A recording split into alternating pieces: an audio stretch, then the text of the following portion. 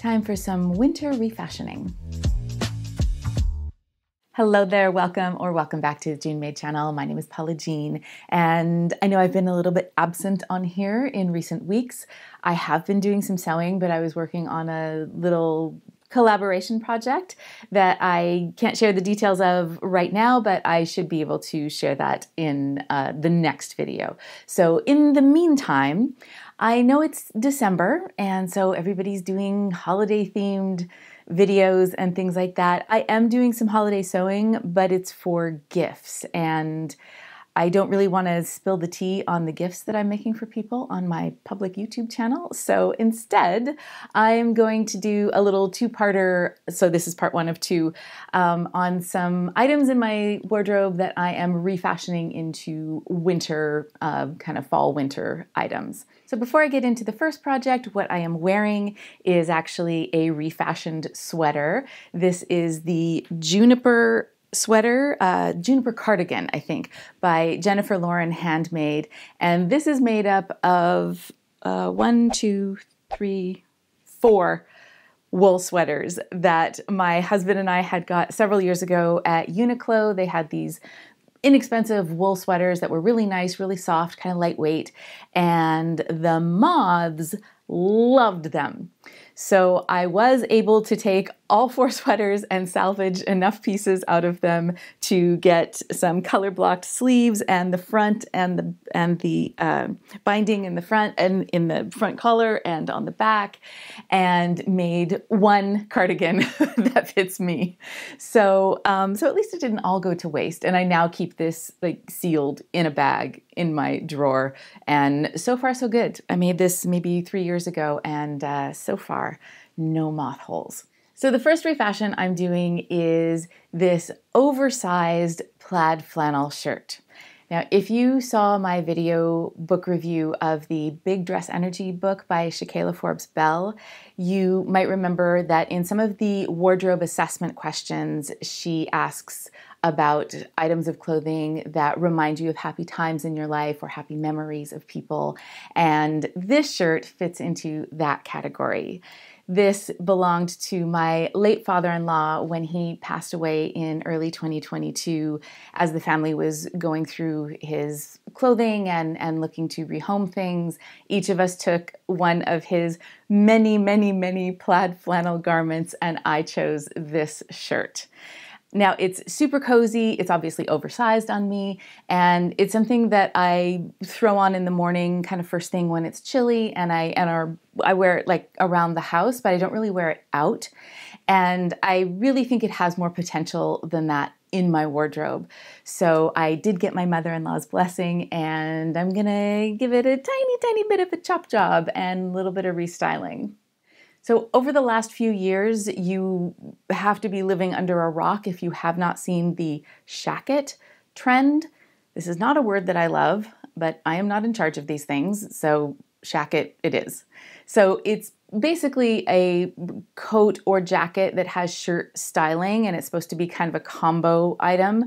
But most of the ones that I've actually seen are quite heavy, quite long, and I mostly see people wearing them as a coat, not really as a coat or a shirt or a jacket or a shirt. So because the flannel in this shirt that I have is a little bit more lightweight, like it's heavier than a regular flannel shirt, but not quite as thick as some of the Shacket flannel and wool ones that I have seen out there. So I'm going to turn this into an actual Shacket where I can hopefully still wear it as a kind of a shirt type or overshirt type of garment, but also kind of fit the jacket bill in a way that suits my lifestyle, suits my wardrobe, and suits where I live. So let's get started. All right, sports fans, this is the deconstructed flannel shirt. I have pulled apart just about everything except for the collar and shoulder construction. So the yoke is still attached, the front panels are still attached. I did have to undo the lower back part from the yoke because it had a pleat in it, and I don't want that pleat there for what I'm gonna do.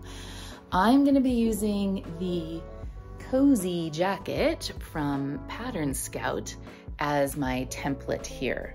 So I think it's all gonna work out pretty well. I might have to do some fudging with the arm side just because these are quite big, and so I might run into a little bit of a problem here, but I'm just gonna figure it out. And for the sleeve, I have folded up the pattern piece to accommodate for the fact that I am gonna be reusing the cuffs for the bottom of the sleeves. So that should work out fine. I've also decided to add front welt pockets for my hands because this is gonna be kind of a jackety type of thing.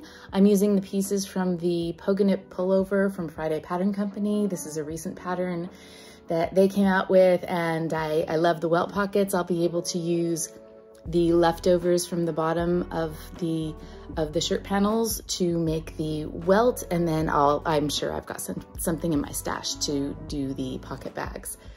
So yeah, and then the other thing I did was there used to be some flaps here, and they always kind of drove me crazy because they were buckled, and I don't know why they did that, but no amount of ironing could press that out, and they kept kind of bothering me. So I just took those off, and I don't really use them much anyway. So that is the plan stands. I cut off the top of the back piece so I could more or less match up the plaid on the yoke.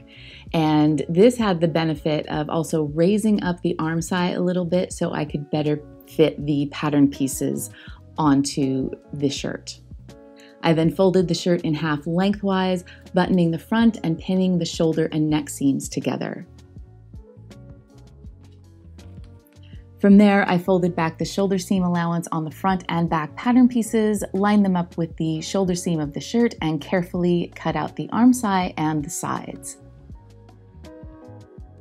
After cutting out the sleeves, I could then work out the placement of the welt pockets.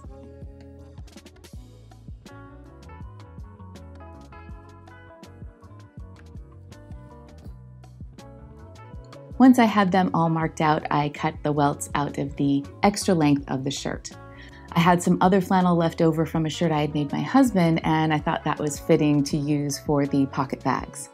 Friday Pattern Company actually has a dedicated video on their channel for just this pocket, and I will link that down below. She does a really great job of going through kind of the little things that you might need to pay attention to and the things that you might have to readjust. So she does a way better job of that than I ever could, so I will leave that link down below.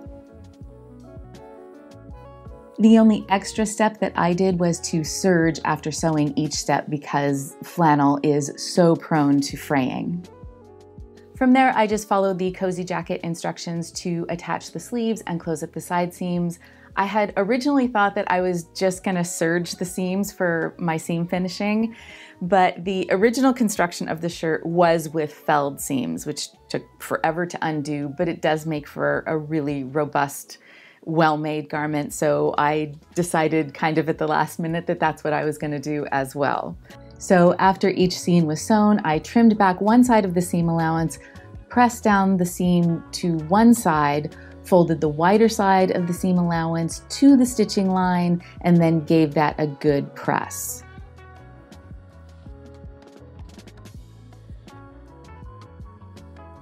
I then stitched close to the folded edge, and this does get a little tricky as the sleeve narrows down toward the wrist. And of course, I lost at Bobbin Chicken with literally 3 inches left, but this is how neat and clean it looks on the inside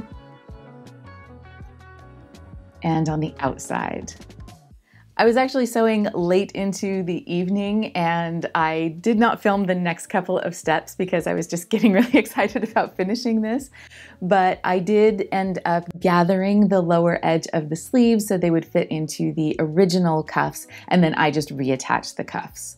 To keep some of the shirt styling, I wanted the front to be flat, but I did put elastic in the back hem, and on a whim, I decided to put another row of elastic right above it by adding a casing that I cut out of the pocket bag flannel. So with the insides so nicely finished, it was really starting to bother me to have serging on the pockets. I wanted to bind them with bias binding, but I didn't have enough scraps of the shirt left over to make a bias binding for the curved part of the pockets. And I didn't want to use any more of the flannel that was left over from my husband's shirts because I do have other plans for that chunk of fabric.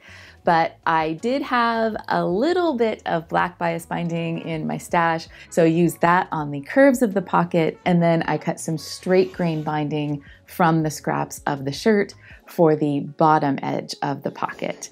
And I know this is really, really silly, but welcome to my funny little sewing mind. By the way, this might be a good time for me to mention that if you enjoy my sewing antics and neuroses, maybe consider subscribing to my channel or giving this video a like. So once that binding edge was attached to the bottom of the pocket bag, I then secured it to the inside hem of the jacket by using a ladder stitch by hand. It's almost invisible from the inside and definitely not visible from the outside.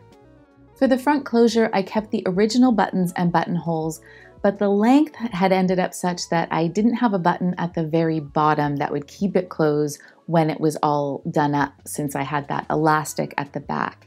And I thought an oddly placed buttonhole at the bottom might look weird, and I was a little concerned about all the thickness of the doubled placket at the hem. So I installed a half hidden snap inside the hem, so it was only going through one layer of thickness, and then it would look nice and neat from the inside. And I just installed the other side of the snap on the other side. I was less concerned about that one. It wasn't as thick, and now that looks really clean and neat and is very, very functional. Now this is a shacket. I can wear it all closed up as a jacket. I can roll up the sleeves and open the front a little bit to wear it as a shirt over a tank or a t-shirt. And I have pockets that keep my hands warm. And it's light enough that I can wear it with a vest if I need a little bit more warmth, or I can wear things under it as well. I love it, my husband loves it. It honors the memory of his father while being a better fitting and more versatile garment that will get many more years of wear, and I don't think you can really ask for more than that.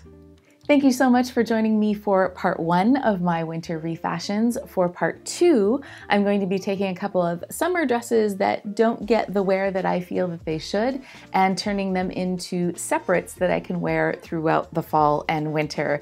Until then, I hope you are having a wonderful week. I hope you're taking good care of yourself in the midst of the holiday bustle, and I will see you next time.